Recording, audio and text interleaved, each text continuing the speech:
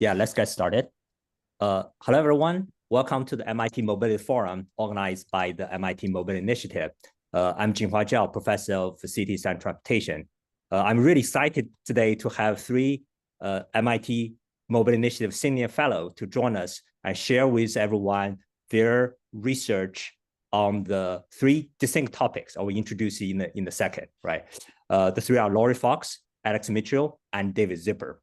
Each of them will give a short presentation, about 9 minutes, and then they will have a panel discussion afterwards. Let me reinforce the norm of this forum before I get to the specific, which is for everyone, particularly the audience, to contribute one idea, either in the form of a question to the panel or a comment to their presentations. And you can type the question or come directly into the chat. Before I introduce Laura, David, and Alex, I also would like to invite John Moenzadi, the Executive Director of the Mobility Initiative, to introduce the Senior Fellow Program. John, please. Thanks so much, Jinhua. So just as a quick reminder about what we do at the MIT Mobility Initiative, we focus on these three words: safe, clean, and inclusive, with a big underlining of the word system. So it really is all about the system. And the way that we try to achieve this mission is through these four pillars: research, education, entrepreneurship, and engagement. The MMI Senior Fellows program really lies at the intersection of research and engagement. So the program is an annual program that we started this year, 2024, where we invited and identified a small cohort of individuals that we think really bring deep insight, and particularly based on their professional experience, insights that can help to answer some key questions about the mobility system. And so we're delighted to have David and Laura and Alex to present the findings from their year of work today. Looking forward, the application process, and for those of you who may be interested, we're really looking for people with professional experience, people that have somehow demonstrated through that professional experience that they are interested in promoting safe, clean, and inclusive mobility. So the application is really quite simple. In addition to the CV, we want to understand what your motivation is, what your proposed research topic is, what the methodology would be, and so forth. And in terms of the timeline, we're looking for applications to be received by the 17th of January. We'll get back to you 2 weeks later. And we're limiting the 2025 cohort to up to 5 individuals. So it may be the case that some very, very qualified individuals will have to defer to later years. So that's a bit on the program. And back to you, Jinhua. Thank you so much, John. Yeah, and we're fortunate for 2024 have 3 brilliant researcher professionals join us: Laura, David, and Alex. And I hope many more will feel interested and apply for the 2025 cohort, right? So now I would like to invite Laura, David, and Alex each to say a few words about themselves. Let's start with Laura, please. Great. Yeah. Thanks, Jinhua. Thanks, John. Thanks, Bhuvan, for being a great initial cohort year. Really enjoyed working with you all over the course of this year. I'm Laura Fox. I'm the co-founder of Street Life Ventures. We invest at pre-seed, seed stage B2B companies at the intersection of cities and climate. So this includes mobility and logistics is a deep focus area, but also buildings, energy, waste and water, and adaptation. Previously, I led City Bike at Lyft and grew that into a $100 million ARR business, did diligence at Sidewalk Labs on mobilities, buildings, sustainability systems, and others, launched mobility startups for big corporates, while at BCG with their digital ventures group, and much more. So long-term mobility, transportation, business person, I guess. And so excited for this upcoming conversation. Wonderful. Thank you for joining us, Laura, today. Alex? Yeah, similar to Laura, I've been a long time sort of mobility nerd. The last sort of 15 years or so have, for me, involved a pivot of going from being sort of a quote unquote car guy to realizing that the automobile exists in a series of systems, both at the urban level and at the data level where we learn a lot more about climate change. So a lot of the pivot over the last 15 years for me has been really focused on sort of an overarching question of how do we invest money into mobility outcomes, both meet people's needs, but also tend towards more sustainable systems, including decarbonization. So that's involved being on the leadership team of an EV startup in what we would now call Clean Tech 1.0. For many years working at Los Angeles Clean Tech Incubator, doing investments and incubation of startups in the zero emissions mobility space, and currently doing a variety of roles beyond this fellowship, including serving as a venture partner at a couple climate funds where transportation is within the scope of focus. And it's been a pleasure to be part of this program. Wonderful. Thank you, Alex. David? Sure. David Zipper. I am, in addition to the role at MIT, I'm something of a transportation writer. I'm a contributing writer at Vox, and I've written extensively about transportation, technology, and society in The Atlantic and Slate, Bloomberg City Lab, Washington Post, a whole variety of other places. And I approach transportation really from the perspective, I guess, of cities and technology. I previously worked in the mayor's office in Washington, D.C., overseeing economic development strategy at a time when bike share was born and ride hail arrived. And then I led smart cities and mobility investments at an early stage VC fund called 1776, where I really got a front row seat into all these changes that were taking place in transportation about 10 years ago, and decided that, I saw a trend that could be used for good or for ill. And that's why I decided to get involved and stick with it and do a lot of writing around it. And it's been a lot of fun working with the MIT team over the last year. Nice. Thank you, David. So now let's start with the first presentation by Laura Fox to talk about deploying non-dilutive capital to scale early stage urban mobility climate investment. Laura, please. Great. I'll share my screen. Nice. Okay, great. Yeah, you can see everything, right? Great. Yeah. So as we discussed, my name's Laura Fox. I'm really excited to talk to you today about deploying non-dilutive capital and what that looks like. I think John is always reminding me that not everyone is deep in finance, so maybe just a couple of things to note before we get in to some of the details. When we say non-dilutive capital, that means capital that doesn't impact or dilute a founder's ownership of a startup. So this typically refers to grants and debt capital. There's a couple of other forms, but those are the main ones.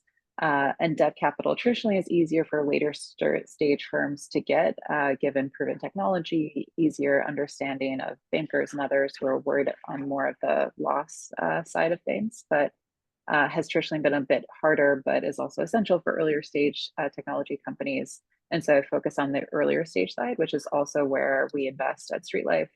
Had given a little bit of context on us earlier in the intro, so I won't go into too much depth there, but thought that we could ground ourselves just in a little bit of the landscape of what mobility tech is looking like right now on the venture side in terms of deal counts and values. So there's been a more than 70% decrease from the height of the market from 2021 to 2023 in terms of deal value, and 50% in deal count. And for 2024, we're expecting this to be on par with 2023. This is not abnormal compared to other areas of the overall market. It's largely in line, and so we've just generally seen a downwards trend. But happy to go back to some of that data because I think it's surprising for folks when they first look at it. What really drives this, though, is kind of value chain of money in this space, which I think is important to talk about. So, nature of exits, how people are bringing what's called liquidity back into the market and into the hands of private investors called limited partners who allocate to funds, who allocate to startups.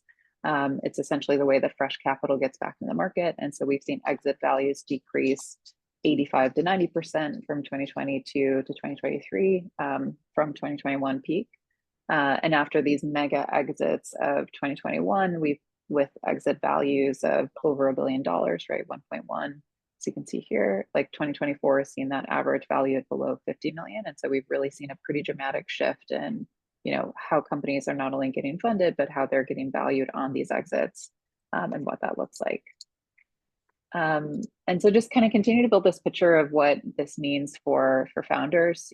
We've seen overall, not only our deal counts going down, size of deals going down, but also time between rounds going up 40 to 50%. And so this means that founders are under pretty significant pressure to extend runways, right? As they think about how to build these sustainable companies that are built for the long run, but have pretty significant challenges in the short term these last couple of years. And so a lot of that, results in how do you extend runway? What does that look like? One of the results of that pressure is an increase, what's called debt to equity ratio in early stage companies. It's up about 40% since 2019. Some of this is venture debt, which we could talk about later, is a pretty tough form of capital. And so I wanted to spend time talking about other options for founders when they think about how to align sources and uses of capital on the cap table to build companies, not get diluted, not have onerous structures that need to be paid out in next equity round and things like that. And so just starting to, again, kind of ground ourselves in what that means, I think a bright spot at the moment is that it's actually good for founders to understand different capital sources earlier on.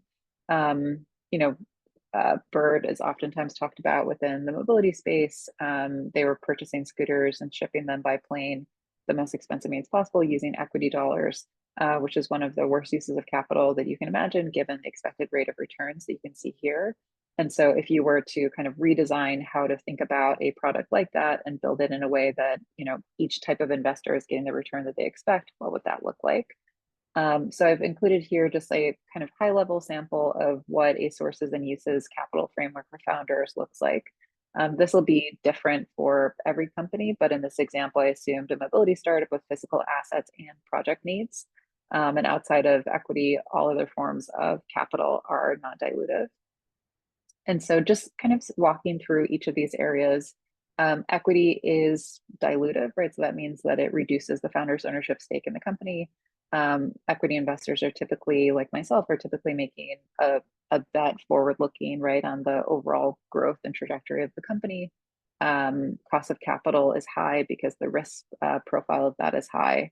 And so you tend to use a high cost of capital for things that you can't get other forms of capital for. So this includes, R&D of the product, sales and marketing, and other things like that. Going down the list, debt capital, non-dilutive, there's a huge range here, and we'll go through a table a little bit later on of what some of those forms are. But typically you need to have a commercially ready product in order to have debt providers, excited and interested to underwrite, whether it be an asset or a project. And we'll go into more depth. And then grants, non-dilutive, least expensive because they're free. Getting free dollars is always great. And these can be used to fund early R&D. There's a range of both federal, state, local kind of ratepayer incentives and others, demonstration deployments, which can really be used to help set you up to raise debt later on. LMI, like low moderate income deployments and others. And of course, last line is revenue, right, which is what everyone is looking to start growing so they can become less and less reliant on equity as a kind of capital source.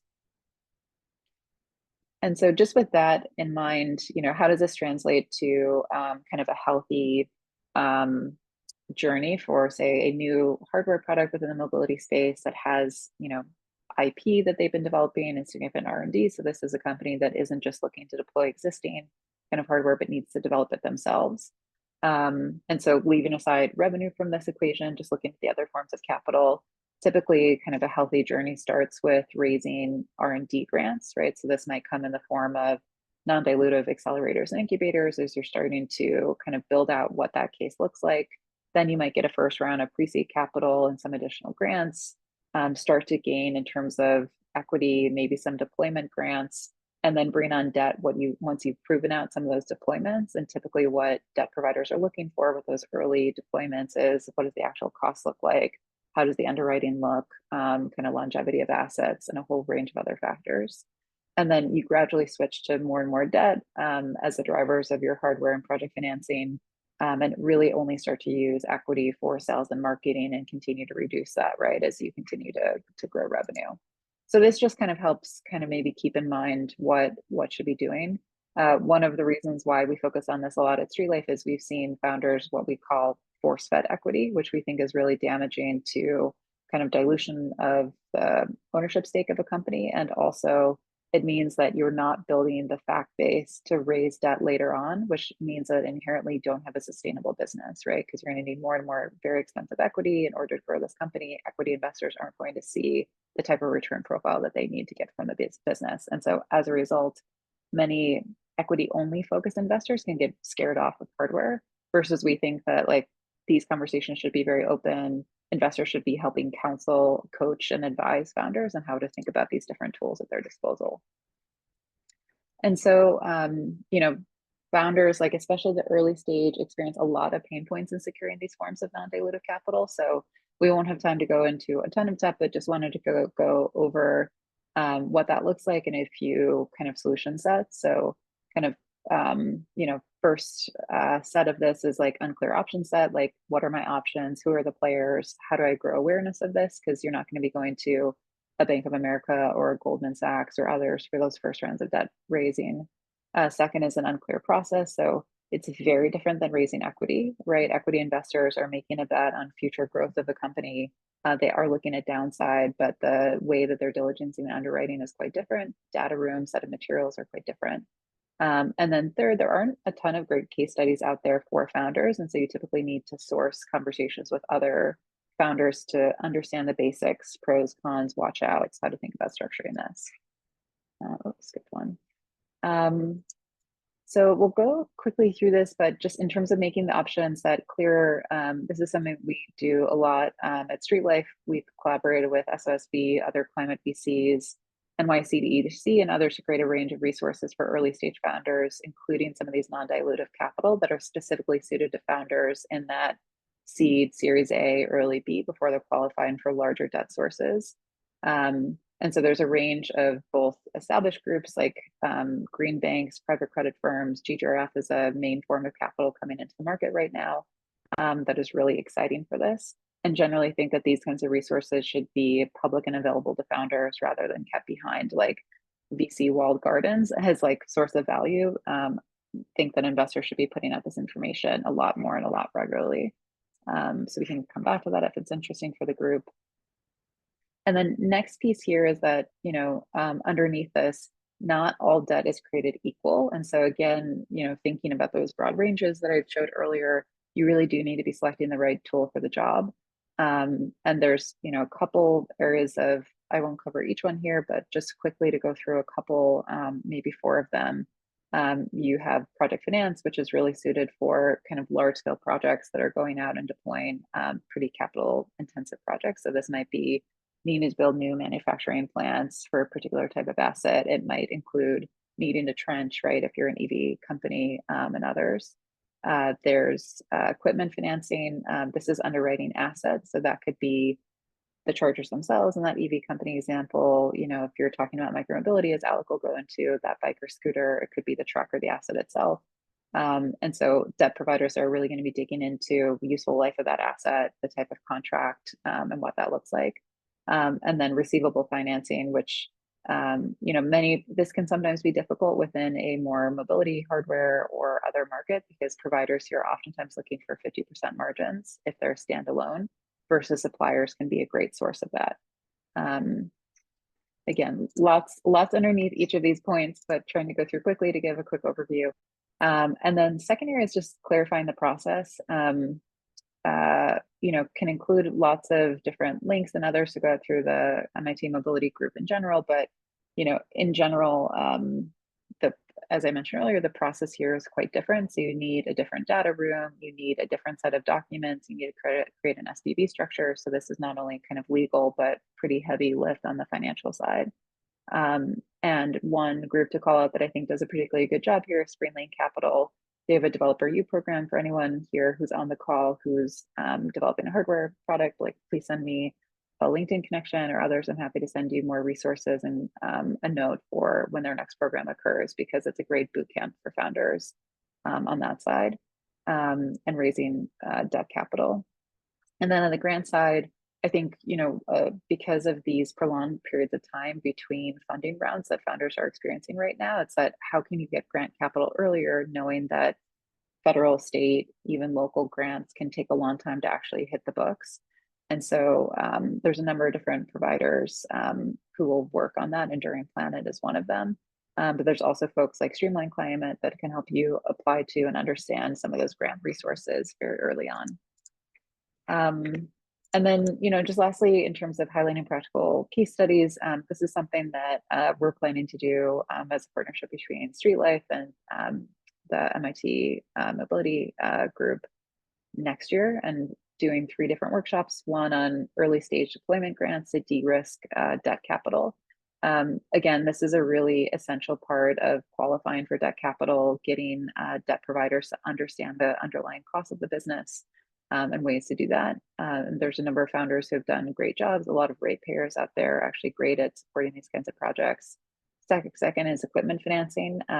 There's countless examples of founders who have been incredibly successful and moved off equity at a Series A or Series B even. So rather than valorizing equity, how do we think again about moving on to best forms of capital? And then the last is project financing, which has both pre-construction side and construction side for folks who are working through this. So that's kind of quick tour through. Happy to get into more details later on in the discussion too. Great, thank you, Laura. I hope many of the founders or aspiring founders in the audience will appreciate this guide, really practical, specific on this. Also, then note that beside the presentation today, each of the fellow is writing a full report, which will distribute across the community there, so you can get a much more in-depth understanding of Laura, David, and Alex finding on this, right? Alex, next one, talk about how do we support micromobility, both from the private sector and also from the government support. Yeah, Alex, please.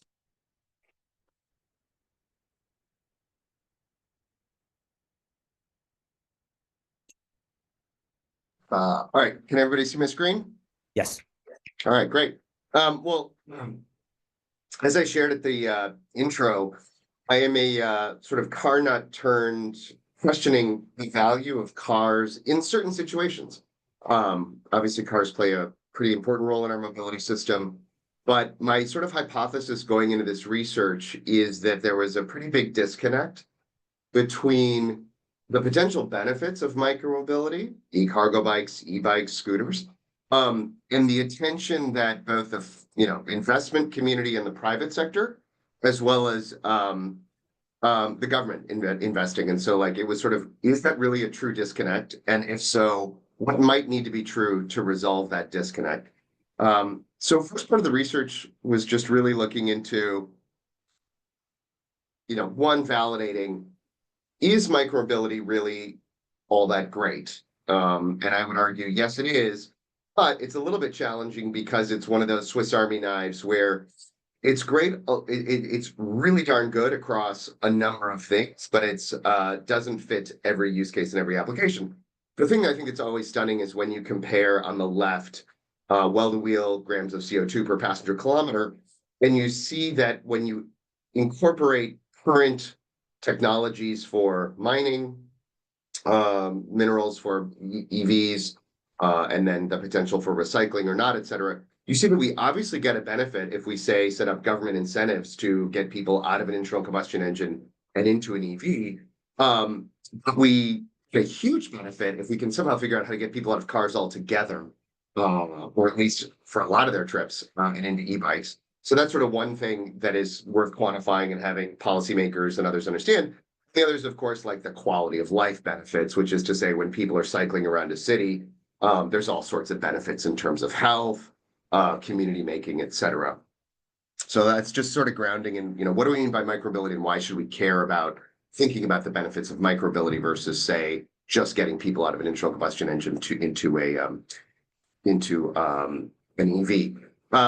Did some looking at it like, is my gut right? We're under investing, or at least not investing, I would say, in micromobility. And the answer is no, we're generally just not doing this. If you look at, for example, the Inflation Reduction Act, it's incredibly easy to isolate for how much money could be spent on the federal tax credit on the EV side.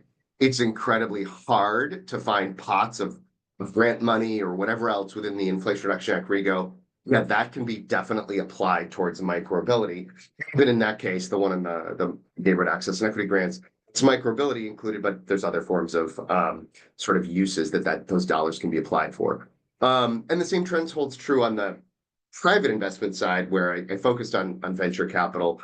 But you can just see that obviously, even with the sort of decline in funding that Laura talked about, at the macro level, there's just never been as much big picture attention towards micromobility as there has been towards, say, electric vehicles. And I then spent some time really talking to a lot of founders and investors to validate whether, from a quantitative perspective, they really thought about the fundability of this category for those for micromobility. And what was intriguing, I think, was that any founder of a startup will tell you fundraising is hard. I don't think, though, I was expecting that 94% of them would say, yeah, it's just harder to raise for micromobility than it is for other mobility subsectors. And I think their sort of concerns were validated when I did a survey of folks in the venture capital side who invested in mobility, who at least half of them were just like, yeah, I just don't think micromobility is basically worth investing in from a venture capital perspective. And then I really spent the rest of the research looking through, okay, if both the federal government and venture capitalists are not particularly interested in micromobility, what would need to be true in terms of market transformation forces to make this something that both people in federal policymaking in DC could get excited about, and subsequently potentially investors on the venture capital side, and look through a couple of different levers on the consumer market structure side. If consumers just of their own accord demonstrated a higher willingness to pay or a higher volume of purchasing, to what degree would that change attention and minds in DC and in the venture community? But then more things that were driven by policymakers, like infrastructure level support, protected bike lanes, bike parking, but also producer level support, and then real federal tools at either the producer or consumer level, whether those be consumer focused, buy downs of the cost for a consumer to get an e-bike, or even producer level manufacturing subsidies. Surveyed founders about this and also surveyed VCs, which is in the written report. And I think my overall conclusion was nobody sees a silver bullet except for maybe founders being really excited for obviously the continued investment in state and local infrastructure in protected bike lanes, whatever else.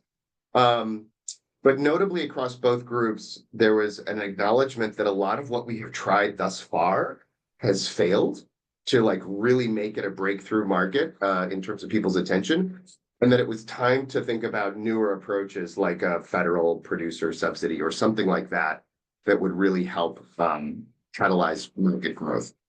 And so, the outcomes of those conversations was, on the consumer and market structure side, we haven't yet seen these sort of just organic breakthroughs of changes in consumers' behavior, where consumers dramatically change their behavior that makes the market more investable. State and city policy, what I would say is we've already got a lot of this. We've got 100 e-bike incentive programs in North America, run by local and state governments. And, we still have almost no federal policy. And so I would argue that the big unlock we can hope for is, sort of some level of maintain and grow in that middle column of state and city policy, and then really leaning into what would it take to get changes at the federal policy level. And subsequently spent a lot of time talking to various members of Congress about what is really feasible, right? Politics and policy is the art of the possible. I think there's an acknowledgement both before and after the election that a lot of the things that have been near and dear to people's hearts as sort of moonshots on federal policy are probably still moonshots at best under a change in administration. But a consumer tax credit, for example, I think for purchase on e-bikes, people have quite little faith in being part of the next administration. But there are some windows of opportunity for those of us who say, hey, the election really changed. So the calculus in DC, how do we still push for this in a changed administration? And I would argue there's three ways where if we want to be opportunistic and take advantage of what is likely less enthusiasm in Congress for micromobility, what do we do? One is the 2017 tax cuts must be reauthorized or allowed to lapse. That means that there's an opportunity to refine what the tax cuts can be applied for. it's worth pushing for either production, some sort of production level program or consumer tax credit for purchase of e-bikes. Second, and probably even more important, is the Surface Transportation Reauthorization Act. We have a way of thinking about government spending at the federal level that's either highways or public transportation, and never the two shall meet. And there's sort of a giant missing middle that we need to have ingrained in the way we think about federal spending programs, that acknowledges that it's not just a binary choice between highways and public transportation, but investment in a whole stream of mobility solutions. And then last and least, there is obviously, for better for worse, bipartisan interest in tariffs linked to particularly anything that touches the battery economy. And that is an opportunity, for better for worse, to think about what does nearshoring e-bike production need in terms of the potential interest it can get in Congress and support, and then subsequently potentially investment from the private sector. Thank you so much, and I'm looking forward to the discussion.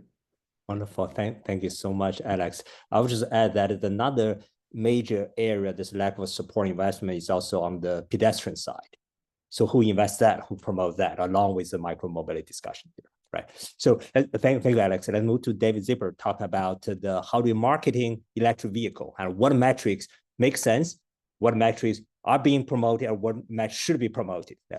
David, yes. Thank you. And I'll just say up front, I'm having some technical issues. So Jinhua, if I could recruit you to help me with slide advancement, I'll be grateful. Very happy to do so. Yeah. Thank you. And actually, you can jump onto the next slide right away. Thank you. Yeah. So what I focused on with my investigations with MIT this year is looking at the metrics that automakers are using in the US to market their electric vehicles. And this struck me as something that seems potentially important and something that hasn't gotten a whole lot of attention that I've seen among sort of the advertising world and the automaking world, and frankly, the media writ large. And it also seems like now, as we're just now adopting EVs in the US at scale, like sort of beyond the early adopters, it's extremely important how we're informing people how to think about which metrics really matter, and sort of understanding what is a high quality EV and what's not. I actually so my briefing is available online. Perhaps Bhuvan can stick that into the chat. And I also produced a Fast Company article actually just a week ago, I think, that sort of shares its findings. You can find that article, as well as a bunch of other articles I've written about EVs on my website, which is davidzipper.com. Go to the next slide, please. So metrics, first of all, I want to explain what I mean by this. Metrics are the numbers that we use to basically evaluate car quality. And automakers have long played a major role in sort of helping people understand what metrics matter, and sort of pushing them out to consumers. You have different metrics, usually for a sports car versus a family car, or a pickup, so forth and so on. The metrics also evolve historically with the times. So in the 50s and 60s, a time when a lot of cars were underpowered compared to where we were today, you saw a lot of metrics shared around 0 to 60 times, as well as horsepower. Then when the oil crisis hit in the 70s, suddenly MPG was all over the place, even before the CAFE standards were created in the mid 70s, because people were really concerned about it, and sort of went from there. And I think, the metrics really play three roles that I think are worth mentioning. One, obviously, it helps consumers say, okay, how do I compare Model A to Model B to Model C as I'm shopping? But perhaps a little bit less clearly, but I think really importantly, the metrics really guide a lot of R&D efforts and dictate to some extent the future of the auto market. Because automakers, if they know that they're going to be evaluated with their models off of blah, blah, blah metric 3 years from now, they're going to invest time in having a leg up on the competition. So these numbers really do matter. And especially now, as we're talking about electric vehicles, they really matter, because so many people really don't necessarily know among the public how to think about electric vehicle quality. Do we use the same numbers we've always used, or do we use new ones? And because they spend billions of dollars on vehicle marketing, automakers are going to play a huge role in determining really how that sort of understanding plays out. Go to the next slide, please. Yeah, actually, go ahead and go to the next slide. So what I did is a couple things. I looked at, just to get a flavor for what metrics are being used by the automakers, I looked at the landing pages for the most popular EV models in the US and just made note of all of the metrics that are voluntarily shared with consumers or visitors. So not looking at the specs, the long lists of numbers that automakers always include on their websites, but like the numbers that are being pushed forward. And I also noted which ones were sort of more prominent than others. And once I collected that information, I talked with a whole bunch of people who are experts in the auto market, whether on the private sector side or regulators or academic leaders, trying to get a sense of, are these metrics constructive for the long-term health of the EV market and frankly for the planet, because we all want to see EVs succeed, or are there really hidden dangers? And I'm going to share with you some of my major findings, but you can find more if you look at the documents that I shared in the beginning. Next slide, please. So this is just a table. You can see more information about it in the MIT briefing. But basically, there are a few metrics that just jumped out. And then there was a dog that didn't bark, if you will. So I want to share that with you quickly. These are sort of like the highlights. Next slide, please. So the number one metric, which I don't think will surprise you if you follow EVs, was range. Every car maker had it front and center. Usually like without having to scroll in the slightest if you wanted to see what the range was for the vehicle. And that makes sense. Like the range anxiety constantly comes up when you talk to consumers who do surveys about consumer responses for why they may or may not be considering buying an EV. So it's understandable why this is the dominant metric. However, it raises real questions. For one thing, Americans vastly overestimate how much they drive and how much range really matters. 19 of every 20 trips in the US is 20 miles or less. And, 30 miles or less, let me get that right. And the likelihood that you're actually going to hit 250 or 300 miles in a given journey, it happens a lot less frequently than people think. So there's a risk that in emphasizing range, you're going to end up reinforcing a misperception among a large swath of the population.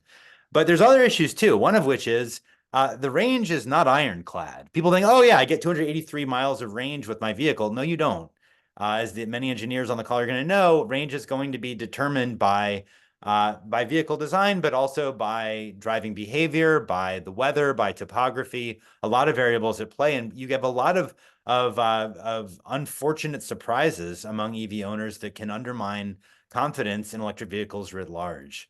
And then there's another problem, which is if we're going to be focusing on range, as like this becomes like the guiding sort of metric for the future of the EV market, well, the way that you have longer ranges, you install bigger batteries by and large.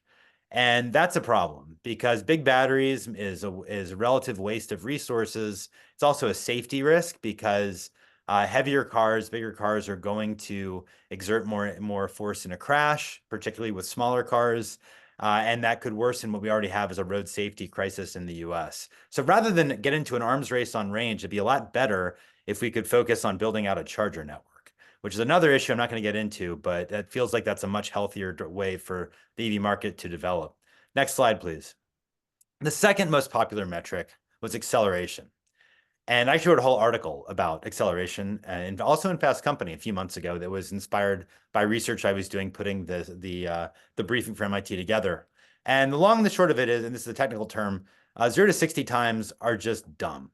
They are not helpful at this point because every EV can go more than quick enough for any driving on a public road by and large. You now have SUVs that can hit 60 in under 4 seconds, which is not constructive or useful, practical for most drivers. So the comparison of 0 to 60 times is just not a particularly useful one for drivers or for car owners.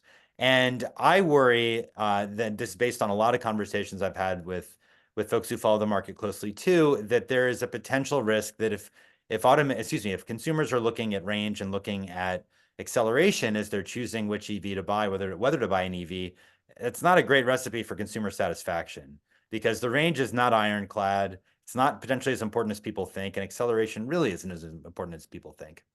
Next slide, please. Then the third most popular metric I found is charging time. This one is super important, and it would be great to have a competition among car makers over time for who can have the most efficient charging systems. The problem is that automakers are not making it easy to do apples to apples comparisons. In the marketing materials that I reviewed, I saw some automakers talking about the amount of range you get from 15 minutes of charging. Others talk about amount of range from 20 minutes of charging. Others talk about the time, the mileage you can get in range from, excuse me, the amount of time it takes to go the amount of time it takes to get from going 10% of charge to 80%. So it's really difficult to do an apples to apples comparison here. And you can't have a robust market in terms of like compelling automakers to compete in efficiency, excuse me, in terms of charging time, if it's not easy to do that kind of comparison. I'm not sure it is right now based on what I've seen. Next slide, please. And then there's the dog that didn't bark. Every expert on EVs I spoke with, whether on the public sector side or in academia, and the ones who are honest and are off the record, I should say, in private sector too, they all said that efficiency is absolutely essential for having a robust future EV market. We need to have EVs that are going to make maximum value of the energy they consume. And this, by the way, would also counteract car bloat, which is an ongoing problem in the US that I've done a lot of work with. And the federal government, to its credit, puts MPGE, which is an efficiency metric, front and center on the Monroney sticker, which is depicted here. But I didn't find MPGE anywhere on any of the websites that I reviewed. And I only found one reference to vehicle efficiency, and that was with the BMW i4. That was miles per kilowatt hour, which is better, frankly. But it does not feel that vehicle efficiency is a metric that automakers are putting out there, helping consumers unfamiliar with EVs recognize as important. That to me is a concern. Just next slide to wrap. I like this. So really, in sum, what I found concerned me, because I worry that by focusing on the metrics that we're seeing with all these ads, and again, this is like a lot of how people are determining how to think about EV quality, because so much money is being spent.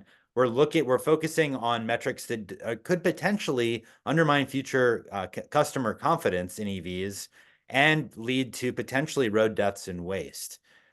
This is not good for society, but it's also really not good for automakers who want to see their EV models succeed over time. So my hope is that this is a bit of a wake-up call, and that we can think differently about how automakers and marketing really should involve electric models. So I'll pause there and say thank you very much.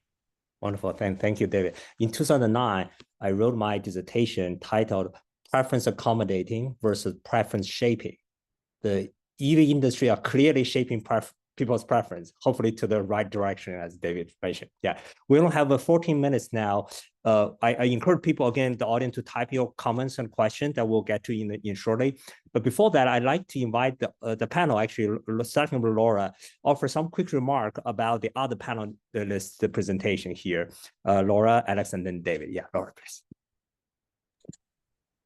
Yeah, of course. I mean, Alex's presentation is obviously like near and dear to my heart as someone who ran a large-scale micromobility system for a number of years, and have given many presentations on like a better car doesn't solve the problem, right? When we think about urban transportation networks and all of those different components, and couldn't agree more with his statements around just the challenges around investing in micromobility right now.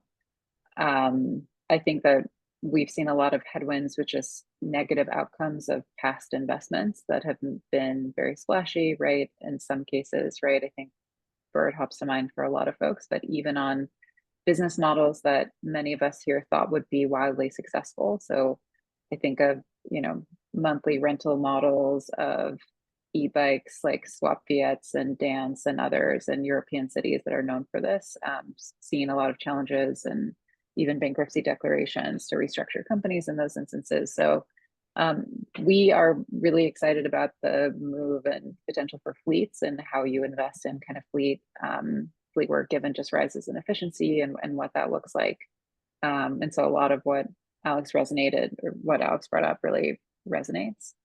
Yeah, and then on David's point, this is something David and I have spoken about a number of times, and it's incredibly frustrating because we know that these gains aren't good for end consumers, and yet it's what is being marketed to. I think another piece of David's research that I found really compelling in the past is related to a lot of these marketing elements is, you know, ideas of safety, right? And so a safety being for the person sitting in the car versus the person that is outside of the vehicle, right? And that by kind of promoting larger vehicles as more safe, right, we've actually created a much more dangerous external environment.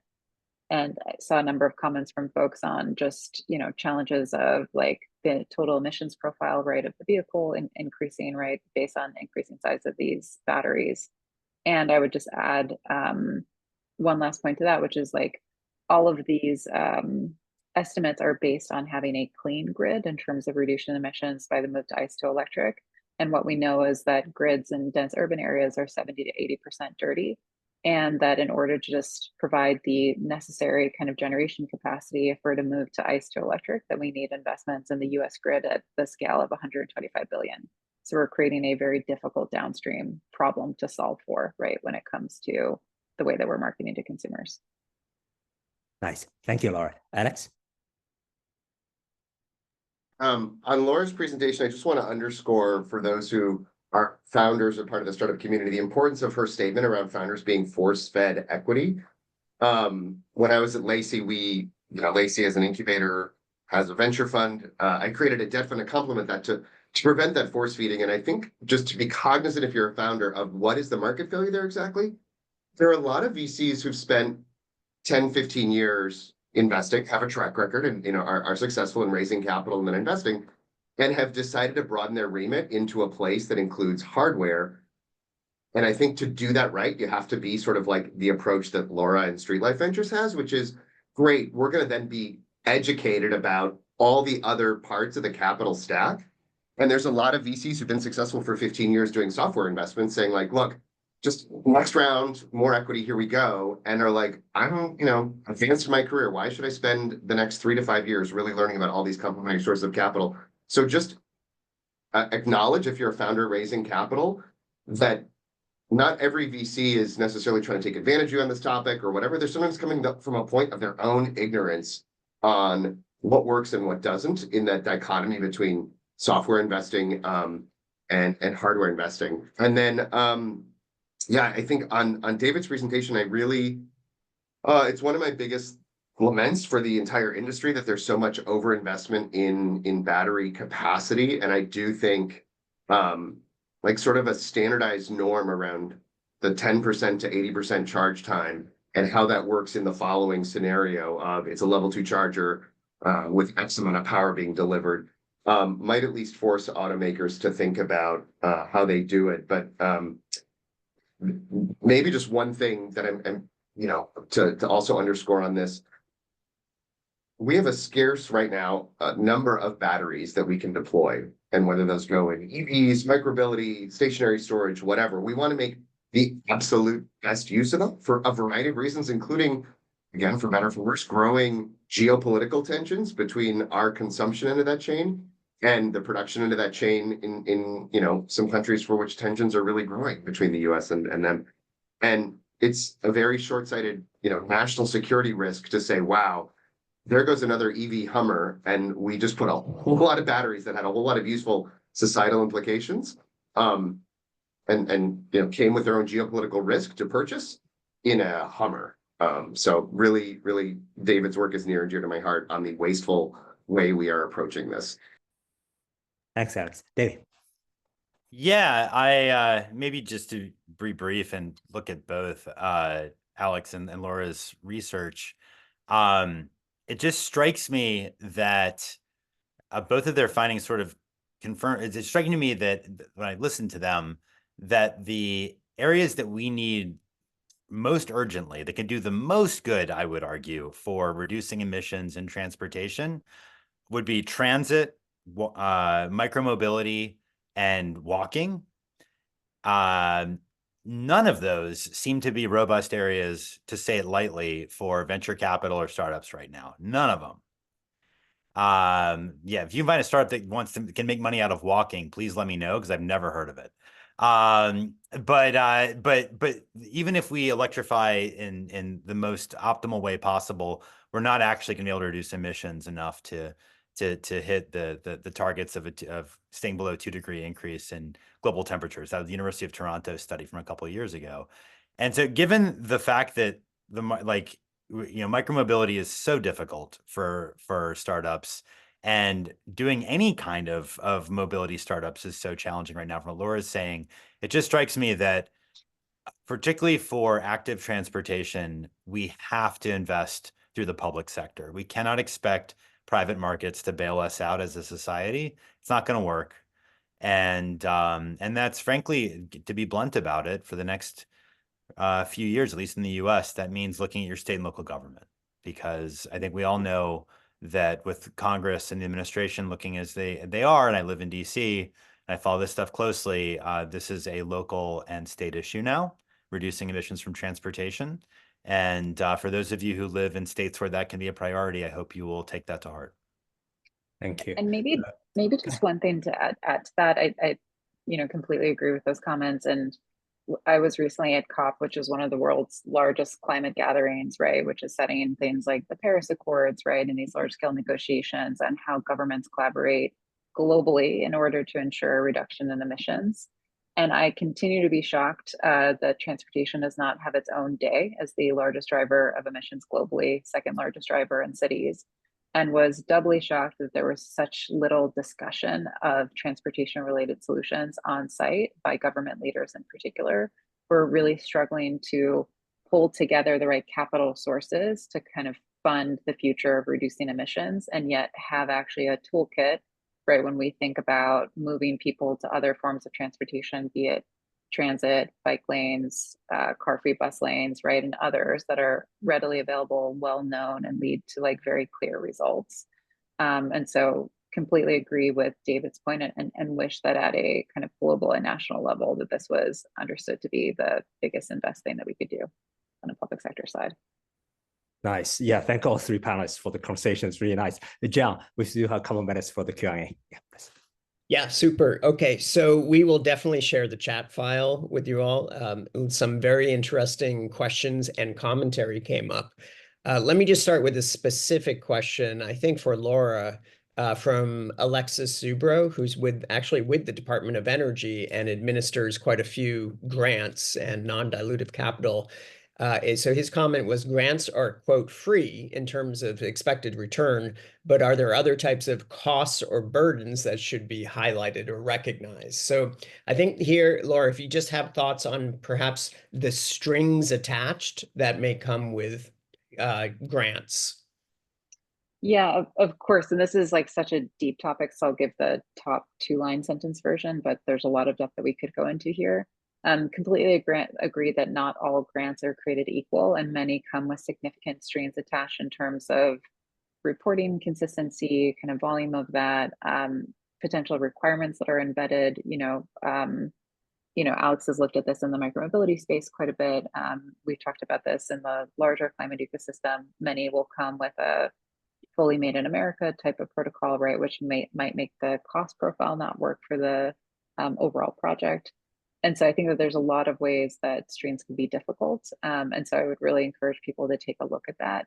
I think for application, Streamline Climate is a really great tool to be using, because some of it can just be about finding the right grants.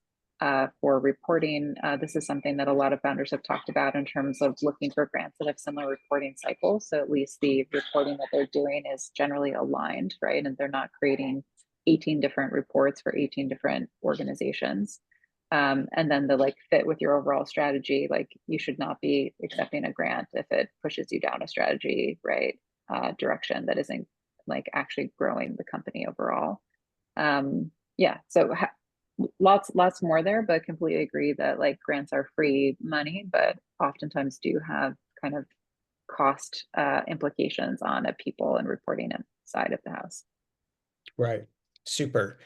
Alex, on micromobility, there was also quite a bit of commentary in the chat. Maybe one thing that I would like to share is we had invited Andrew Salzberg to teach a class on basically decarbonizing urban mobility. And as part of that class, he did a kind of focus study on the Boston metropolitan area and asked the following question. He noted that half of all trips in Boston, all trips are 3 miles or less, all automotive trips, I should emphasize. And he asked the question, what if all of those 3 mile or less automotive trips were converted to micromobility? What would be the impact on CO2 emissions? And the answer that he came up with is it would reduce CO2 emissions by 5.2%. So it's one of those, well, wait a minute, well, it's half of the trips, but it's the half of trips that are very short trips. And so that does leave us with this long-term situation that still so many of the miles are, in fact, really only lend themselves to automotive mobility. And I just wonder, Alex, I'm sure you've come across this type of analysis before. Like, how do you sort of reflect on that trade-off? And I think that gets back to, you know, in my first slide, the quality of life versus the CO2, because I do think we probably overestimate the environmental benefits of giving somebody a $2,000 e-bike incentive, acknowledging that that might work for a large number of their trips, but not a large percent of their VMT. And they might keep a car and still keep using that, versus thinking about it holistically in terms of, okay, there's a carbon benefit of somebody being in an e-bike, but there's also a quality of life, placemaking, neighborhood driving, et cetera. And then I think that also gets back, you know, in addition to the competition with the private car, how do we make sure that micromobility works in concert with public transportation as opposed to the detriment of public transportation? Because there are going to be some of those scenarios where you can actually prompt somebody to drop a car if you've got the right holistic solution in a community between good transit and good, you know, active transit in the form of walking and good micromobility. I think we're at time. I just want just one last quick comment, which is, you know, the slide that you shared, Alex, that had the well-to-wheel life cycle CO2 emissions. Even that still generates a lot of sort of interest and discussion. And I think, you know, you and Bhuvan put in the chat the link to really like explore that model and to understand why those numbers are presented the way that they are. But your point about, you know, the scarcity of batteries, it's a point that's been made by Gil Pratt, the chief scientist at Toyota, many times, that we have to sort of think holistically about, we only have so much of this material. How do we spread the chips in a way that optimizes decarbonization? And that ties really well to David's all the work that David has done on, you know, carb bloat, the dangers of driving vehicles that are heavier because they have these very heavy batteries, and so forth. So what I love about this is that the three of you tackled these very different topics, and yet they are all very much interconnected as part of this mobility system. So with that, back to you, Jinhua. Right, thank you, John. That's a perfect summary on this. Yeah, I really enjoy all three of our presentation. I feel like it's unfair to present all three in one session for 1 hour, squeeze so much with three of you. So thank you for delivering this. Everybody, please join me. Thank Laura, David, and Alex for